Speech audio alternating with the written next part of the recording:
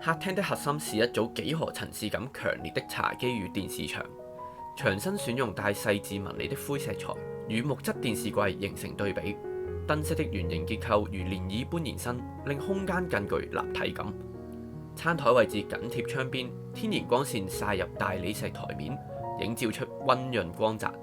三盞橙紅吊燈如夕陽般懸於半空，令整個用餐區更具暖意。書房採用隱藏式收納設計，書櫃以淺木與奶油白相間，並加上間接燈光作襯托。層架中穿插陶器與藝術擺設，為書房注入一點生活的詩意。而臥室則延續低調柔和的配色，以布藝床頭與細緻格柵牆板為主，光影落在床邊的畫作與床頭燈上，令整體氣氛更加恬靜。單位的軟裝配置以靜中有暖為主題，設計師透過色彩、材質與比例的拿捏，讓空間在簡約的結構中展現出豐富層次。